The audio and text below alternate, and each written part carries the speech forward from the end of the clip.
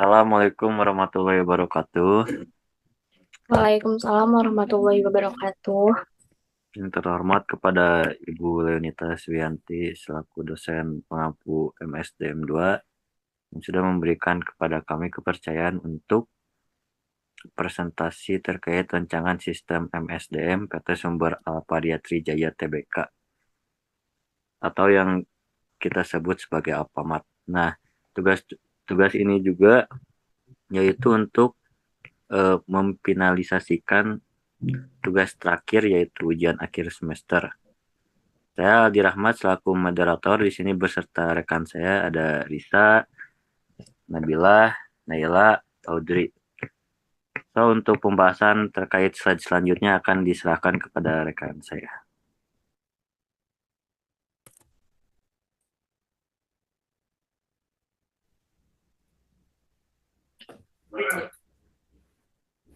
Izin melanjutkan. Pada bagian ini, kita akan membahas mengenai profil perusahaan Alfamart. Alfamart merupakan salah satu perusahaan retail terbesar di Indonesia yang berdiri sejak tahun 1989.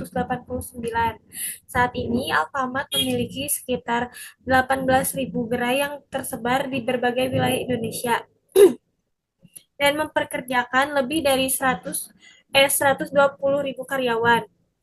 Sebagai perusahaan retail yang melayani jutaan pelanggan, setiap harinya Alfamart membutuhkan sistem manajemen sumber daya manusia yang efektif agar operasional perusahaan dapat berjalan dengan baik. Kualitas pelayanan yang diberikan kepada pelanggan sangat bergantung kepada kualitas sumber daya manusianya yang dimiliki perusahaan. Visi Alfamart adalah menjadi jaringan distribusi retail terbaik yang dimiliki oleh masyarakat Indonesia. Oleh karena itu, perusahaan mampu mengelola karyawan secara profesional, mulai dari perencanaan tenaga kerja, rekrutmen, pelatihan, penilaian kerja, hingga pemberian kompensasi.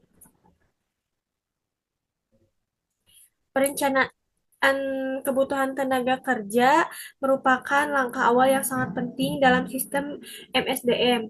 Tujuan utama dari perencanaan ini adalah memastikan bahwa setiap gerai memiliki jumlah karyawan yang sesuai dengan kebutuhan operasionalnya. Langkah pertama adalah melakukan analisis beban kerja. Analisis ini dilakukan dengan cara melihat jumlah transaksi harian, jam operasional toko, jumlah pelanggan, dan standar pelayanan yang harus diberikan. Dengan cara ini, perusahaan dapat menentukan berapa jumlah karyawan yang diperlukan pada setiap gerai. Selanjutnya adalah succession planning atau perencanaan suksesi. Program ini bertujuan untuk mengidentifikasi karyawan yang memiliki potensi tinggi untuk dipromosikan ke posisi yang lebih tinggi, seperti kepala toko, supervisor area, atau posisi manajerial lainnya.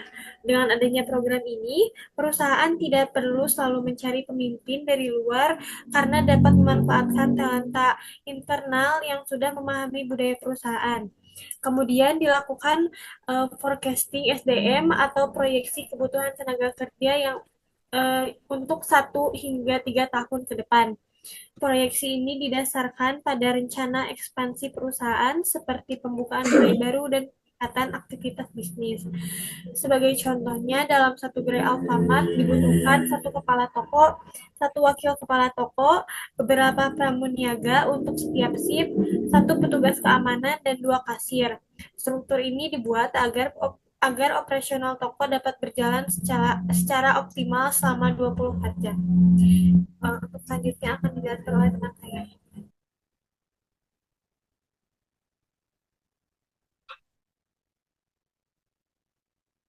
Baik, izin melanjutkan. Setelah mengetahui kebutuhan tenaga kerja, tahap berikutnya adalah proses rekrutmen dan seleksi.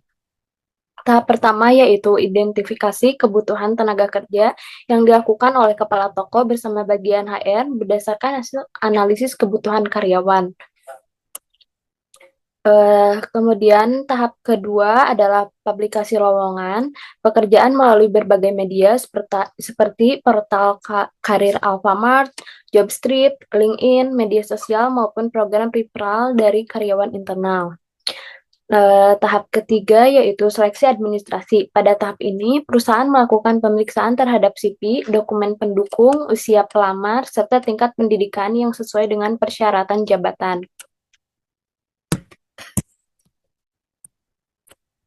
Tahap keempat adalah tes tertulis dan psikotes. Tes ini bertujuan untuk mengukur kemampuan numerik, logika berpikir, karakter kepribadian, serta kesesuaian kandidat dengan budaya perusahaan. Tahap terakhir adalah wawancara dan pengambilan keputusan. Wawancara dilakukan oleh HRD dan user atau atasan langsung. Setelah itu dilakukan pengecekan latar belakang kandidat sebelum perusahaan memberikan penawaran kerja dan melaksanakan proses onboarding. Alfamart tidak hanya mencari karyawan yang memiliki kemampuan teknis, tetapi juga mengutamakan kejujuran, integritas, kemampuan komunikasi yang baik, sikap ramah, disiplin, tanggung jawab, dan kesediaan bekerja dalam sistem SIP. Next. Setelah karyawan diterima bekerja, perusahaan perlu memastikan bahwa mereka memiliki kompetensi yang sesuai melalui program pelatihan dan pengembangan.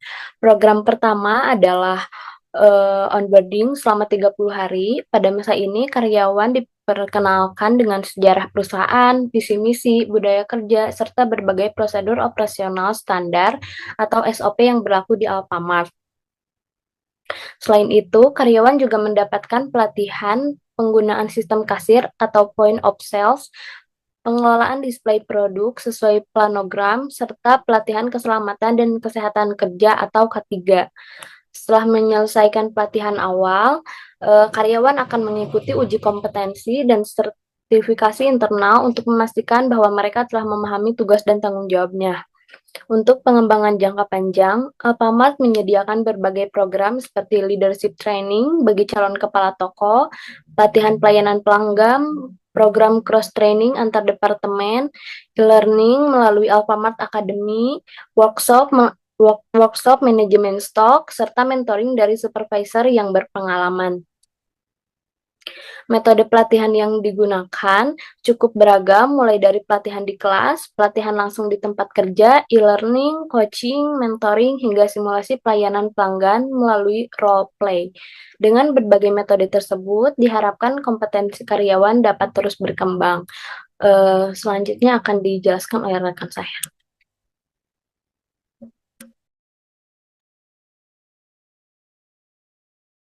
Izin melanjutkan, selanjutnya ada sistem penilaian kinerja. Penilaian kinerja dilakukan untuk mengetahui sejauh mana karyawan mampu mencapai target dan menjalankan tugasnya dengan baik. Dalam sistem ini terdapat beberapa indikator kinerja utama atau KPI. Pertama adalah kehadiran dan kedisiplinan dengan bobot 20%. Kedua adalah kualitas pelayanan pelanggan sebesar 25%. Yang ketiga ada pencapaian target penjualan sebesar 25%. Dan yang keempat ada akurasi stok dan kasir sebesar 15%. Nah, dan yang terakhir adalah kerjasama tim serta sikap kerja sebesar 15%. Penilaian dilakukan menggunakan beberapa metode. Yang pertama adalah 360 feedback, yaitu penilaian yang melibatkan berbagai pihak seperti atasan, rekan kerja, dan bawahan. Yang kedua adalah self-assessment atau penilaian diri sendiri. Yang ketiga adalah observasi langsung yang dilakukan oleh supervisor. Hasil dari penilaian dibagi menjadi 4 kategori, nilai 90 hingga 100 masuk kategori sangat baik, nilai 75 hingga 89 masuk kategori baik, nilai 60 hingga 74 masuk kategori cukup, sedangkan nilai di bawah 60 memerlukan pembinaan lebih lanjut. Nah, penilaian dilakukan setiap semester dan ditinjau kembali pada evaluasi tahunan sebagai dasar dan pemberian penghargaan, promosi jabatan maupun program pengembangan karyawan. Boleh di next.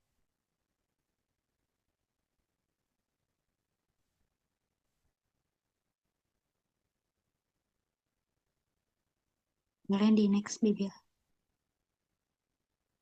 Selanjutnya ada sistem kompensasi. Untuk menjaga motivasi dan loyalitas karyawan, Alfamart menerapkan sistem kompensasi yang adil dan kompetitif. Kompensasi pertama adalah kompensasi finansial langsung, bentuknya meliputi gaji pokok sesuai UMR atau UMK daerah, tunjangan jabatan, tunjangan masa kerja, bonus kinerja berdasarkan KPI, insentif penjualan, dan pembayaran lembur sesuai ketentuan yang berlaku. Nah, kompensasi kedua adalah kompensasi finansial tidak langsung. Bentuknya antara lain BPJS Kesehatan dan Ketenagakerjaan THR, uang makan, uang transportasi, asuransi jiwa tambahan, serta dana pensiun perusahaan. Nah, selain itu, terdapat kompensasi non-finansial seperti pemberian seragam kerja, diskon pembelian produk Alfamart, cuti tahunan, penghargaan karyawan terbaik, dan kesempatan mengikuti pelatihan serta pengembangan karir. Sistem kompensasi ini disusun berdasarkan prinsip keadilan internal, daya saing eksternal, penghargaan berdasarkan kinerja, dan kepatuhan terhadap peraturan ketenagakerjaan. Nah, mungkin selanjutnya akan dijelaskan oleh rekan saya.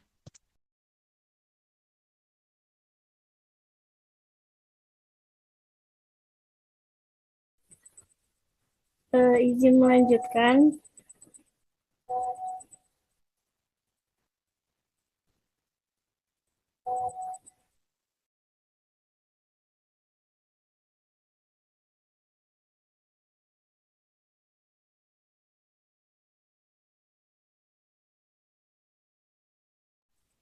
Perencanaan tenaga kerja menjadi dasar untuk menentukan kebutuhan karyawan. Setelah itu, dilakukan proses rekrutmen dan seleksi untuk mendapatkan kandidat yang sesuai. Kandidat yang diterima kemudian mengikuti program pelatihan dan pengembangan agar memiliki kompetensi yang dibutuhkan.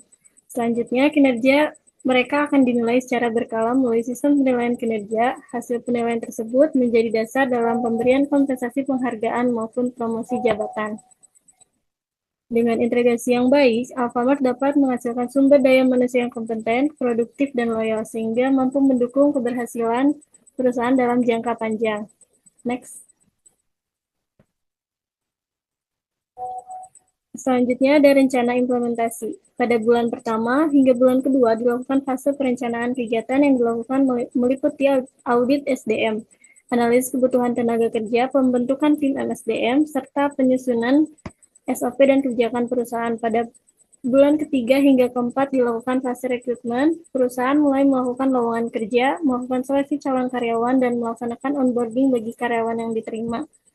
Pada bulan kelima hingga keenam dilakukan fase pelatihan.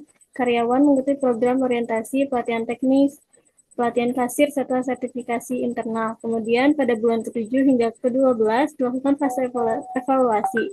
Perusahaan melakukan penilaian kinerja sementara pertama mengevaluasi sistem kompensasi dan benefit, serta melakukan penyempurnaan sistem MSDM berdasarkan hasil evaluasi. Target akhirnya adalah seluruh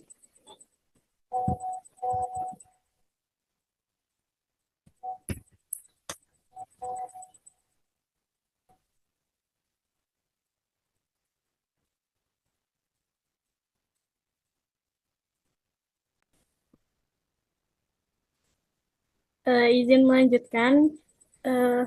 Integrasi sistem MSDM Alfamart. Perencanaan tenaga kerja menjadi dasar untuk menentukan kebutuhan karyawan. Setelah itu dilakukan proses rekrutmen dan seleksi untuk mendapatkan kandidat yang sesuai. Kandidat yang diterima kemudian mengikuti program pelatihan dan pengembangan agar memiliki kompetensi yang dibutuhkan.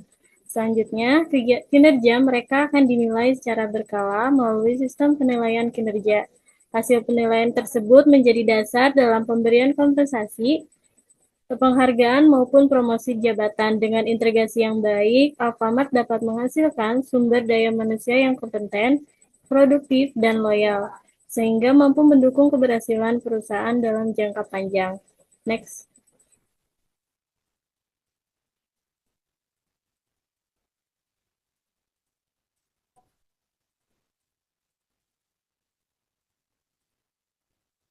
Next.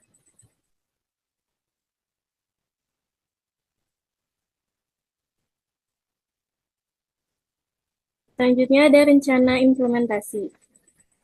Pada bulan pertama hingga bulan kedua dilakukan fase perencanaan. Kegiatan yang dilakukan meliputi audit SDM, analisis kebutuhan tenaga kerja, pembentukan tim MSDM, serta penyusunan SOP dan kebijakan perusahaan. Pada bulan ketiga hingga keempat dilakukan fase rekrutmen, perusahaan mulai membuka lowongan kerja, melakukan seleksi calon karyawan, dan melaksanakan onboarding bagi karyawan yang diterima. Pada bulan kelima hingga keenam dilakukan fase pelatihan karyawan mengikuti program orientasi, pelatihan teknis, pelatihan kasir, serta sertifikasi internal. Kemudian pada bulan ketujuh hingga ke-12 dilakukan fase evaluasi.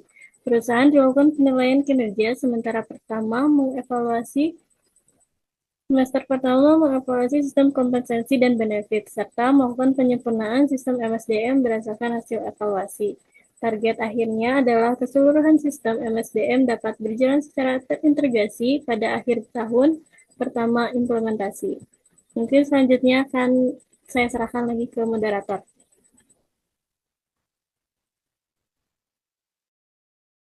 Nah, di sini tuh ada 5 kesimpulan. Tapi secara keseluruhan, penerapan seluruh fungsi MSDM mulai dari perencanaan, rekrutmen, pelatihan, penilaian kinerja, hingga kompensasi secara terpadu akan menghasilkan tenaga kerja yang berkualitas, meningkatkan produktivitas perusahaan, serta memperkuat daya saing Alfamart dalam industri retail. Nah, terima kasih terkait presentasi kali ini. Saya Aldi Rahmat selaku moderator akan menutup dalam sesi kali ini. Selebihnya mohon maaf. Assalamualaikum warahmatullahi wabarakatuh. Waalaikumsalam Waalaikumsalam warahmatullahi wabarakatuh.